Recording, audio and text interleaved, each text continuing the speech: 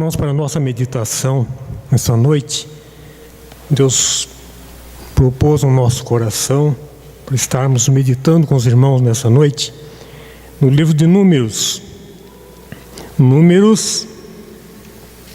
no capítulo de número 13.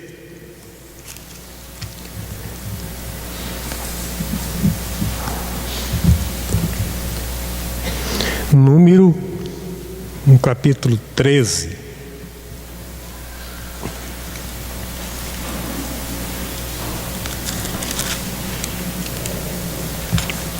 Eu vou ler apenas o versículo de número 33. Os irmãos, peço que deixem as suas Bíblias abertas nesse capítulo, mas nós vamos estar lendo neste momento apenas o versículo de número 33. Também vimos ali gigantes, os filhos de Anak, são descendentes de gigantes, e éramos aos nossos próprios olhos como gafanhotos, e assim também o éramos aos seus olhos. Vamos tendo mais uma palavra de oração. Senhor, nós queremos mais uma vez, nesse momento, Deus, pedir a Tua bênção. O Senhor já falou conosco, Deus, através da Tua palavra, através das orações, dos cânticos. E pedimos, ó Deus, que mais uma vez o Senhor fale conosco nesse momento de meditação na Tua palavra. Que o Senhor nos ensine, ó Pai, que nos capacite, que tudo aquilo que viermos aqui a falar, ó Pai, aquilo que eu venha a falar, seja de acordo com a Tua vontade. Te peço, ó Deus, que o Senhor esteja nos capacitando e que o Teu Santo Espírito, ó Pai, possa estar agindo na minha vida, na vida e no coração de cada irmão aqui nessa noite, ó Pai. Que nós sabemos, ó Deus, que o Senhor fala conosco através da Tua palavra, ó Pai. E nós estamos aqui, ó Deus, com esse objetivo, com essa vontade, ó Deus, de ouvir de Ti. Fale conosco, ó Pai, em nome e por amor de Jesus. Amém, Senhor. Os irmãos, o livro de Números talvez seja um livro que não seja muito lido, ou talvez seja um livro que nós não ouvimos muitas pregações baseada nesse livro. Mas esse texto que nós lemos e esse versículo que acabamos de ler, nós vamos tirar, eu tenho certeza, muito proveito para a nossa vida cristã, para o nosso crescimento, principalmente para esses dias que estamos vivendo, dias que nós sabemos que não são fáceis, conforme a palavra de Deus diz que os dias, cada dia, serão mais difíceis. E nós cremos nisso porque a palavra de Deus, ela é verdadeira, ela é fiel. Assim, uma pequena introdução sobre esse livro de Números. O Senhor fala a Moisés para que Moisés enviasse homens para espiar a terra, a qual o Senhor daria aos filhos de Israel. Então ele diz: envie homens para espiar a terra. Deus falando para Moisés. E quando estava meditando nesse livro, na palavra de Deus, eu fiquei pensando, o que a Bíblia diz, que Moisés escolheu esses homens que foram enviados, foram homens escolhidos, foram príncipes, um príncipe de cada tribo, 12 tribos, 12 homens, príncipes, escolhidos, para ser enviado para espiar a terra. Foram escolhidos então esses homens e enviados. aqui nós já podemos ver nessa pequena introdução que quando Deus diz para Moisés para que ele enviasse esses homens para estar espiando aquela terra, Deus já conhecia muito bem, Ele sabia o que se passava naquela terra. Deus não quer dar nada que não seja bom para os seus filhos. Deus quer dar as coisas boas para os seus filhos. Mas Ele fez isso como um teste. Nós somos testados. Nós somos testados. Muitas vezes nós não entendemos que Deus está querendo ver de nós a nossa reação. Deus está esperando uma reação nossa e muitas vezes nós não temos reação. Enviados para espiar a terra. Nós vemos lá no versículo de número 17 e de número 18. Enviou-os, pois, Moisés a espiar a terra de Canaã. E disse-lhes: subi a Neguebe e penetrai nas montanhas. Vede a terra, que tal é o povo que nela habita, se é forte ou fraco, se poucos ou muitos. Então essa era a preocupação de Moisés. Enviando, e olha como é aquele povo lá. E ainda mais no versículo 19: qual é a terra em que habitas, se é boa ou má? E que tais são as cidades em que habita, se em arraiais, se em fortaleza? Também qual é a terra, se fértil ou estéril, se nela há matas ou não? Olha essa palavra: tende ânimo e trazei do fruto da terra. Eram aqueles dias, os dias das primícias. E nós vemos pelo texto que aqueles homens foram, espiaram a terra e encontraram ali coisas boas, terra fértil.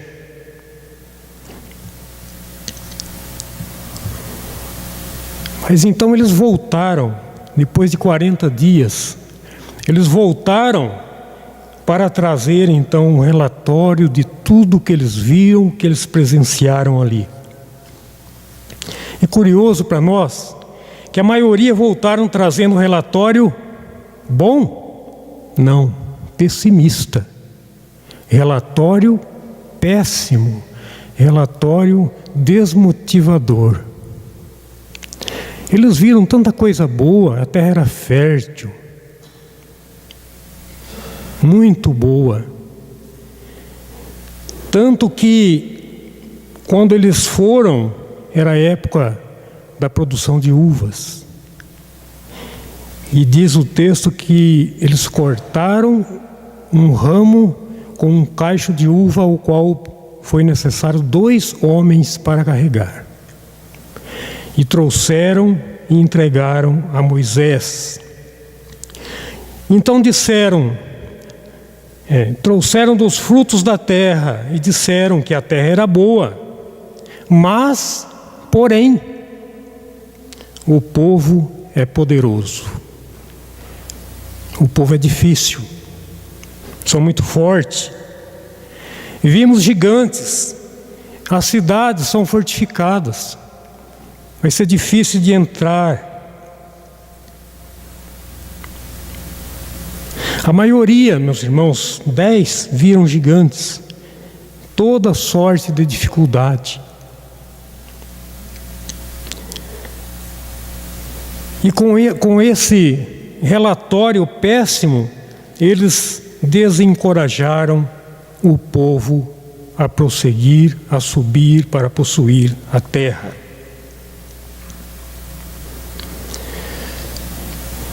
Mas interessante que no meio de todo aqueles 12 homens, príncipes, escolhidos, restaram apenas 2.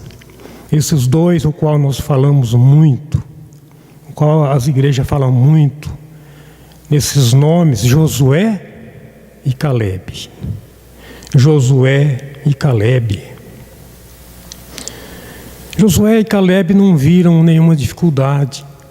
Eles não viram ali gigantes, mas eles viram Deus. Eles viram Deus. É Deus que nos enviou, é Deus que mandou, é Deus que está nos dando. E como eu disse já no início, Deus nos dá as coisas boas, Ele tem a oferecer para os seus filhos o que é bom. Muitas vezes nós é que procuramos aquilo que é ruim para as nossas vidas. Os que duvidaram disseram: não podemos continuar. Então aquele grupo, um grupo muito grande de pessoas, ao ouvirem aqueles 10 homens fazendo esse relatório pessimista, eles decidiram: não iremos, não podemos ir.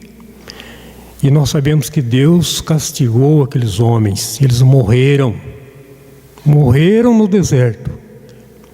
Todos nós sabemos que só entraram 2, Josué e Caleb, porque acreditaram na promessa de Deus.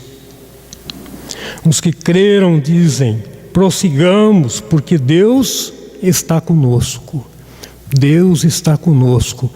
Essa palavra, eu gostaria de estar nesta noite falando com os nossos irmãos.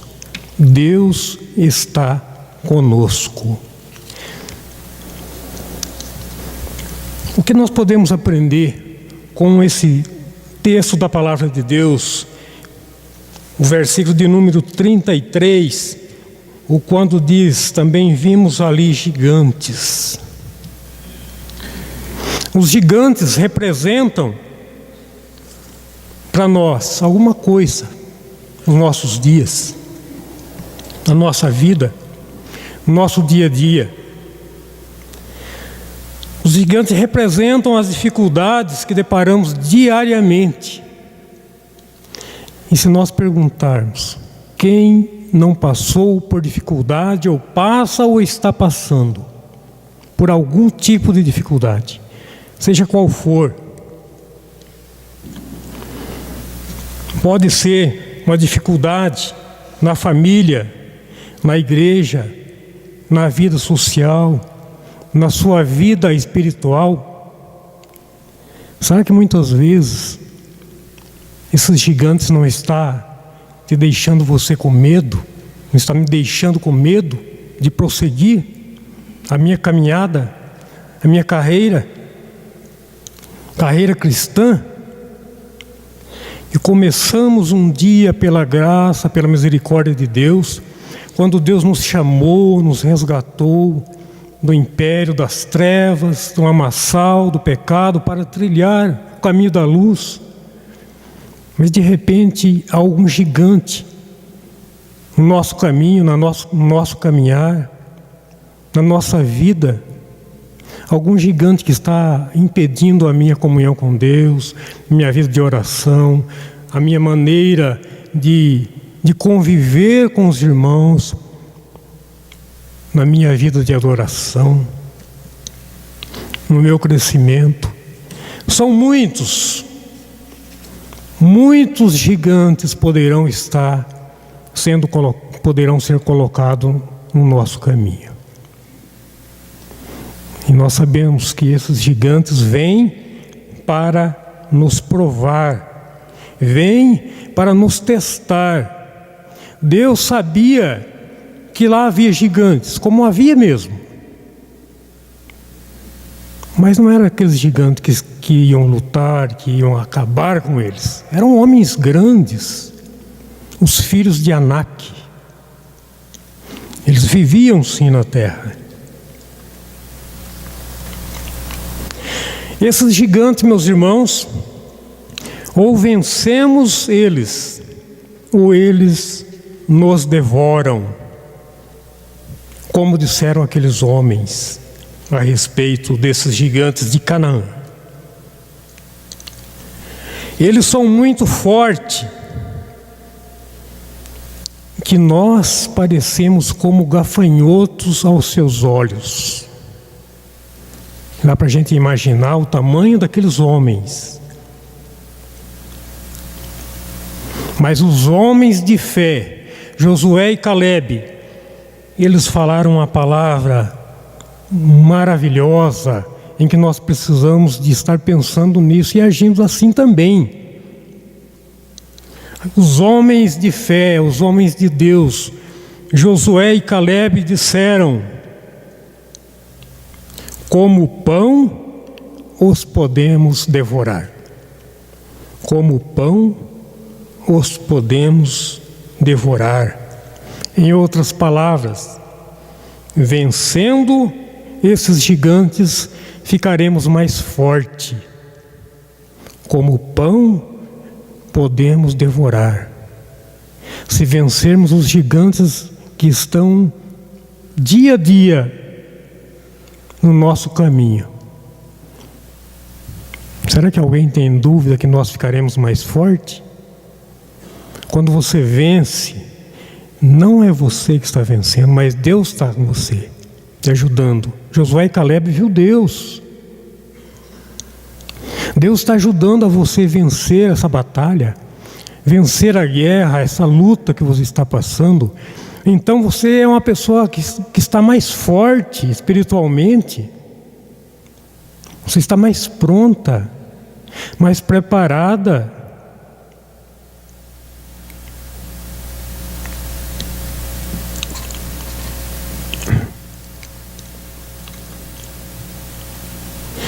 Precisamos ter o mesmo espírito de fé como Josué e Calebe. Vejamos Deus conosco. Sempre nós falamos e ouvimos essa palavra, se Deus quiser. Se Deus quiser, e realmente, se Deus quiser, que seja feita a vontade de Deus na nossa vida.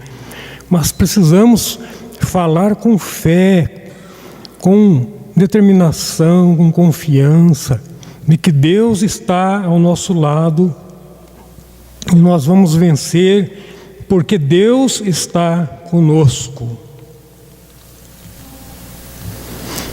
Vejamos Deus conosco e não os gigantes que fazem com que nós muitas vezes desanimar.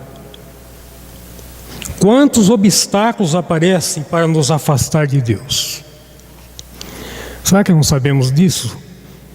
Você pode estar pensando, mas nós sabemos, os obstáculos são para nos afastar de Deus.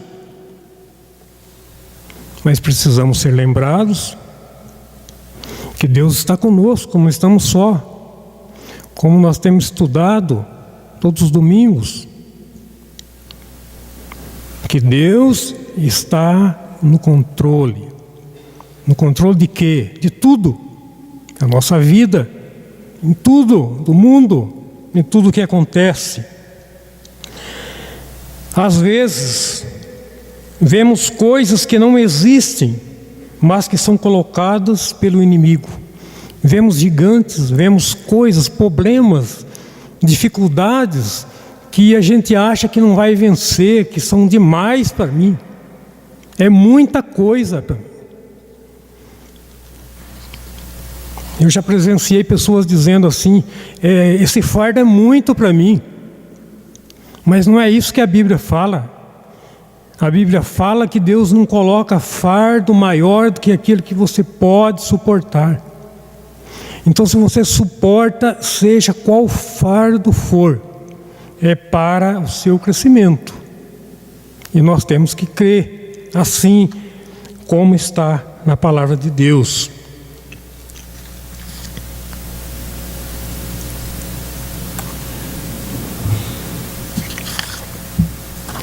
Nós temos o exemplo de Paulo. Paulo teve uma vida fácil, o apóstolo Paulo? Não, uma vida muito difícil, sofrida. Sofrida para todo lado que ele ia, era perseguição, era luta, era sofrimento. Quanta dificuldade, perseguição, naufrágio, perigo, de todos os lados, sofrimento. E quanto mais ele sofria, mais ele se fortalecia. Quando eu estou fraco, aí é que eu estou forte, ele disse. Por quê? Porque ele se apegava a Deus.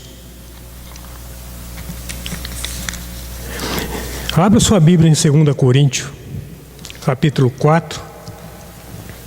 2 Coríntios, capítulo 4, do versículo de número 7 ao 10. 2 Coríntios 4, versículo 7 ao 10.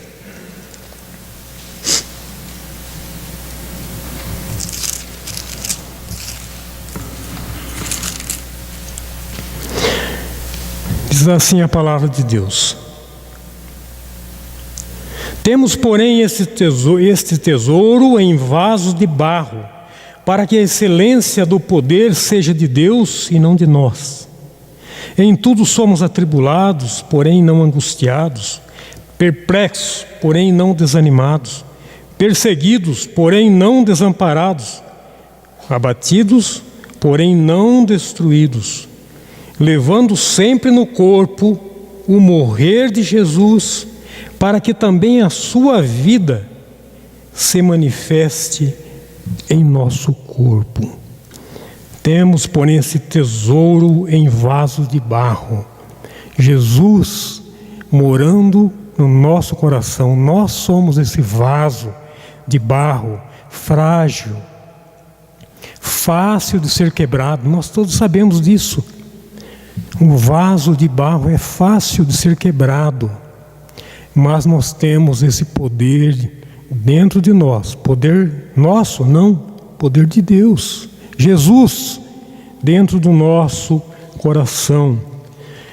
Esse texto fala da nossa fragilidade, da nossa natureza humana, em contraste com a grandeza de Deus.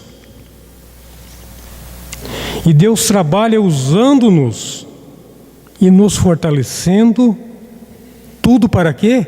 Para nós sermos o tal? Não, tudo para a glória dele.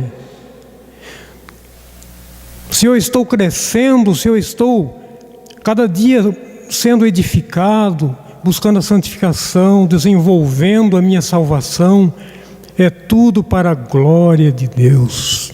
Tudo para a glória de Deus. Isso que nós não podemos jamais se esquecer, que tudo o que eu recebo, tudo que eu desenvolvo, tudo o que Deus me dá é para a glória de Deus. Mas nesse texto que nós acabamos de ler, aqui de Coríntios, 2 Coríntios, vem-nos a primeira ideia, a de inimigos cercando de todos os lados. Não é isso que nós vimos? No versículo de número 8: em tudo somos atribulados, porém não angustiado. Inimigos cercando por todos os lados. Em algum momento da nossa vida nós vamos deparar com isso. E eu sempre tenho pensado, meus irmãos, queria compartilhar com os irmãos sobre isso. Parece que quando nós estamos numa boa, a família está bem, estamos folgados financeiramente, com saúde boa, a gente fica um pouquinho meio rebeldinho, não? Não busca como deveria buscar. Mas quando as provações chegam, as dificuldades chegam, a gente fica mais sensível, busca a palavra de Deus, busca a Deus, ora a Deus, pede orações. Parece que nós ficamos mais crentes. Ou será que não? Talvez seja só eu que vejo isso. Mas eu creio que não. Eu me lembro, há muito tempo, quando teve uma catástrofe muito grande, em que um vendaval derrubou vários matos e estelhou muitas casas. Muitas pessoas acharam que estava acabando o mundo. Quando foi no próximo domingo, Eu me lembro na igreja de Itaberá, na igreja católica de Itaberá, encheu a igreja. O padre falou: o que aconteceu? Ficaram com medo? E é isso que acontece. Somos fracos, somos vasos de barro, frágeis, propensos a se quebrar, propenso a se desviar, propenso a se desviar para o mal. Por outro lado, esse texto ainda que vemos aqui, temos um exército celestial cuidando de nós. Se vemos inimigos cercando de todo lado, mas temos um exército celestial cuidando de nós. Proteção de Deus, providência de Deus. Quando nós lemos no Salmo 34 que o anjo do Senhor acampa ao redor daquele que o teme e o livra, nós temos essa certeza, é providência de Deus, que os anjos são criaturas ordenadas por Deus, enviadas por Deus para cuidar de nós, a serviço de Deus. Então nós temos um exército celestial cuidando de nós, o próprio Deus. No versículo de número 10, diz: levando sempre no corpo a morte de Jesus. O apóstolo Paulo, como nós citamos, Paulo via os seus sofrimentos como uma parte do sofrimento de Jesus. Se Jesus sofreu tanto, hoje nós vimos que alguém tem que pagar o preço, o sofrimento. Pela nossa desobediência, alguém tem que pagar o preço. E no nosso caso, quem pagou o preço foi Jesus. Aquele que foi lavado pelo sangue de Cristo, Jesus já pagou o preço do meu pecado. Nós fomos lavados. Quem aqui nesta noite foi lavado pelo sangue de Jesus, tenha certeza que Jesus já pagou o preço. Mas se você ainda não foi lavado, você vai pagar. Aquele que não foi lavado pelo sangue de Jesus vai ter que pagar, ele vai ter que pagar, com certeza. Levando sempre no corpo a morte de Jesus. Então o sofrimento, meus irmãos, o sofrimento na nossa vida existe. Para quê? Para nós se fortalecer, para nós se apegarmos a Deus, para nós melhorarmos, para nós sermos corrigidos. Como você e eu, que estou incluído em tudo isso que estou falando, como temos visto os gigantes em nossa vida, as dificuldades na nossa vida? Será que vamos desanimar, como aqueles 10 príncipes escolhidos? Será que vamos pensar em parar, não prosseguir, voltar para trás, correr? Ou vamos abraçar a Deus, abraçar a obra, confiar em Deus e prosseguir?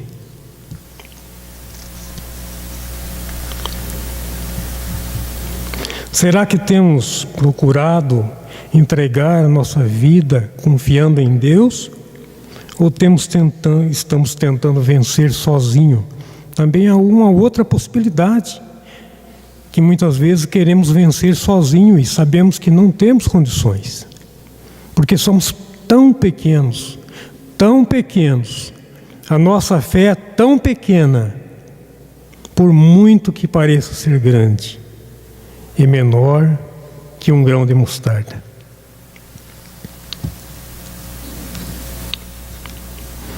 Ou depositamos a nossa confiança em Deus, que tudo pode.